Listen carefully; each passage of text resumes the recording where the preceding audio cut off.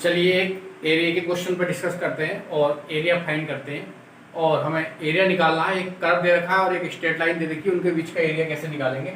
Find the area between the curve y square बराबर 2a minus x बराबर x की cube दे रखा है और एक लाइन दे रखी है x बराबर 2a। इसके बीच का एरिया फाइंड करेंगे। कोई बाउंडेशन नहीं दी है और किसी तरीके की उसने, तो हम इसे कैसे करेंगे थोड़ा सा देखते हैं क्वेश्चन को। देखिए एक तो हमारे पास कर्व दे रखा है y square 2a minus x और x की क्यूब और एक स्ट्रेट लाइन दे रखी है x बराबर 2a, x बराबर 2a। तो हमें इसका एरिया फाइंड करना है। तो ये एसिम्प्टोट्स है एक तरीके से। इसका ग्राफ कैसे खींचेगा, कुछ इस तरीके से होगा, ये कुछ इस तरीके से होगा इसका ग्राफ। ये एसिम्प्टोट्स है आपका, कुछ इस तरीके से होगा। ये एक्स एक्सिस है आपका और ये वाई एक्सिस है, ठीक है। और ये ओरिजिन में मान लीजिए 0 0 है। तो x बराबर 2a पे बाउंड है ये, तो इसे x बराबर 2a पे बाउंड कर दीजिए। तो x बराबर 2a पे ये बाउंड हुआ, x बराबर 2a। यहाँ से यहाँ तक की डिस्टेंस कितनी हो गई, 2a हो गई, 2a, 0, ठीक है। हमें इसका एरिया फाइंड करना। अब ये बाई सिमेट्री से जितना पार्ट ये होगा, देखिए जितना पार्ट ये होगा इतना ही पार्ट ये होगा, बराबर पार्ट होगा बाई सिमेट्री से। तो हम एक पार्ट का निकालेंगे, दूसरे पार्ट का मल्टीप्लाई बाई 2 कर देंगे। और अगर अपर पार्ट का पूछता तो 2 से मल्टीप्लाई नहीं करेंगे, तो लेकिन उसने पूरा कंप्लीट पूछा तो इसलिए 2 से मल्टीप्लाई करेंगे। और एरिया निकालने के लिए हमारे पास देखिए क्या करते हैं, बट एक जो है स्ट्रिप कंसीडर कर लेते हैं इस तरीके से। ये आपने क्या करा, एक स्ट्रिप कंसीडर कर ली। ये आप डेल्टा एक्स मान लीजिए, इसे वाई मान लीजिए। तो अगर एरिया निकालेंगे तो एरिया कितना होता है, वाई डेल्टा एक्स होगा, ठीक है। और पूरे का एरिया निकालते हैं। अगर पूरे का एरिया निकालते हैं तो क्या करते हैं, लिमिट लगा देते हैं a से b और y और डेल्टा का d बना देते हैं। ये फॉर्मूला होता है एरिया निकालने का। बाय ये एरिया निकालना होता है अकॉर्डिंग अलोंग एक्स एक्सिस, और अगर अलोंग वाई एक्सिस निकालना है तो यहाँ पर x से dy कर देते हैं। ये हमें सभी को याद है, इसमें कोई दिक्कत नहीं है। अब क्वेश्चन पर अगर हम चला जाए हमारे पास, तो हमारे पास लिमिट कितनी लगेगी, 0 लगेगी, और 0 से कितनी लगेगी, 2a लगेगी। और y हमें निकालना पड़ेगा।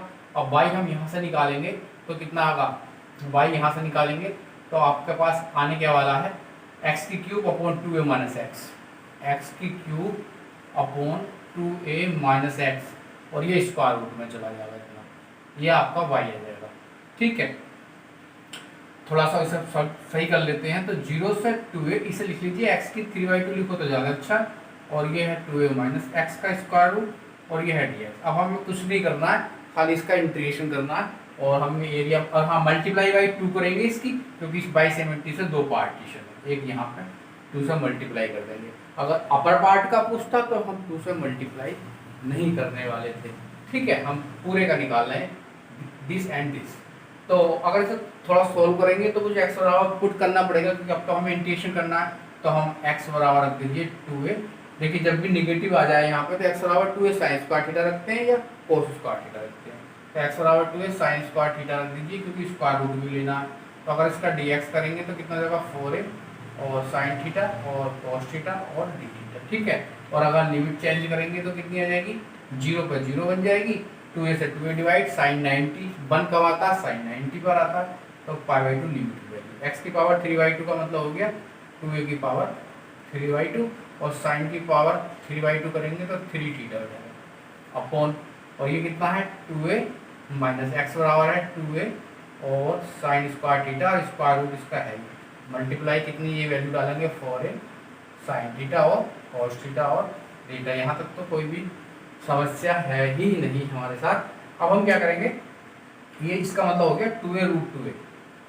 इसका मतलब कितना हुआ है, थोड़ा सॉल्व कर लेते हैं। 2a इसका मतलब हुआ 2a और रूट 2a, ठीक है। और यहाँ से देखिए 2a बाहर ले लेंगे तो भी रूट 2a नीचे बाहर आ जाएगा। और ये आपका 4a है, ये सभी बाहर ले लीजिए, इतना आ गया आपका। साइन की क्यूब है ये, और एक साइन ये है, इतना हो जाएगा, साइन की 4 हो जाएगा, 0 से π/2 और साइन की 4 थीटा, ठीक है। 1 minus sine square theta, cos square theta उसका अंडर रूट लेंगे कोस थीटा। तो 2a तो हमने बाहर ले लिया, इसका ये कट जाएगा कोस, सिर्फ इतना ही बचेगा। और डी थीटा चल ही रहा है आपका, ठीक है। अब आप 2 से 2 भी काट सकते हैं, कितना हो जाएगा 4 2 जा 8 2 जा 16 ठीक है। हमारे पास कितना आ गया 16 आ गया, ठीक है। अब आगे चलते हैं। अब हमारे पास चल क्या रहा है 0 से π/2 और साइन की 4 थीटा। अगर हम कोस की 0 थीटा लिख लें तो कोई दिक्कत नहीं होनी चाहिए, क्योंकि हम एक फॉर्मूला जानते हैं। हम इसमें हम वालिस थ्योरम भी लगा सकते हैं, गामा फंक्शन भी लगा सकते हैं। वालिस थ्योरम लगा लीजिए तो ज़्यादा अच्छा रहेगा, और गामा फंक्शन लगाएंगे तो भी अच्छा रहेगा। तो हम वालिस लगा दें तो कोई दिक्कत नहीं है। वालिस थ्योरम आपको फिर पता होनी चाहिए। तो वालिस थ्योरम क्या होती है, वालिस थ्योरम कहती है कि 0 से π/2 लिमिट तो चाहिए ही चाहिए, साइन की एन थीटा थीटा हो तो n-1/n, n-3/n-2 और n-5/n-4 and dot dot dot ऐसे ही चलता चला जाएगा।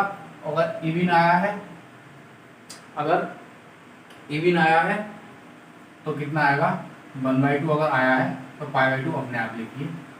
और यही फॉर्मूला दोबारा लगाएंगे n-3/n-2 n-5/n-4 और कितना आएगा 3/2 आएगा। तो कुछ नहीं करना, ये तो इवन के लिए होती है, ये ओड के लिए होती है। अगर 1/2 आता है तो π/2 अपने आप लिख देते हैं, और अगर 3/2 आता है तो कुछ नहीं करना, वहीं पे छोड़ देंगे। वो ओड के लिए कंडीशन होती है। तो ये इवन के लिए होती है, ये ओड के लिए होती है। तो साइन के लिए भी यही होती है और कोस के लिए भी यही होती है, दोनों सेम है बिल्कुल। साइन में भी यही फॉर्मूला लगाएंगे, कोस में भी यही फॉर्मूला लगाएंगे। और अगर गामा फंक्शन हम लगा नहीं रहे हैं, लेकिन मैं फिर भी आपको गामा फंक्शन अगर बताऊं तो होता क्या है, वो होता है 0 से π/2 साइन की m थीटा और कोस की n थीटा, और थीटा बड़ा होता है m+1/2 गामा के अंदर, और n+1/2/2 गामा m+n+2/2 ये गामा फंक्शन होता है। तो यहाँ पे कोस की 0 लिखना था आपको, गामा फंक्शन लगाना, तो उससे भी कर सकते हैं और वालिस थ्योरम से भी कर सकते हैं। बस अगर 1/2 आ जाए तो गामा के अंदर अगर 1/2 आ जाए तो √π होता है, थोड़ा सा ये याद कर लेंगे, ठीक है। गामा के अंदर अगर 1/2 आ जाए तो वो √π होता है, ये याद कर लेंगे। तो हम इसमें वालिस थ्योरम लगा रहे हैं, तो वालिस थ्योरम अगर लगाएंगे 16a² तो n-1/n यही तो आएगा, ठीक है। और n-3 मतलब 1/n-2 मतलब 2, ठीक है। और मैंने बताया था कि अगर 1/2 आ जाए तो π/2 हमें खुद लिखना है। ये होती है इवन की कंडीशन। अगर ओड होता है तो 3/2 आता, कुछ नहीं करना होता, लास्ट में 3/2 अपने आप बच जाता है। तो बस इससे बड़ा इजी हो गया वालिस थ्योरम से, और गामा से थोड़ा लेंथ हो जाएगा और ज़्यादा कुछ नहीं है। 4 दूनी 8 3 16 कितना आ गया 3πa² इसका एरिया आया। Area between curve and lines 3πa² आया, और हमारे पास जो ऑप्शन है वो ये वाला बिल्कुल करेक्ट है, ठीक है। और अगर इसी क्वेश्चन में कहता आपसे कि अपर पार्ट का निकालिए, अपर पार्ट का मतलब इसका, तो हम यहाँ पे क्या करते 2 से मल्टीप्लाई नहीं करते, फिर अपर पार्ट का निकालते। तो 2 से मल्टीप्लाई नहीं करते तो इसका मतलब 3πa² आता फिर एरिया। तो ऑप्शन में तो कोई सा भी आंसर दे सकता है, और लेकिन वो कहेगा कि निकालना किस तरीके से है। तो आई होप आपको एरिया समझ में आ गया होगा निकालना। क्वेश्चन भी काफ़ी इंपॉर्टेंट था और समझ में भी अच्छी तरीके से आया होगा। तो फिर आते हैं कोई अच्छे से वीडियो के साथ दोस्तों, तब तक के लिए नमस्कार।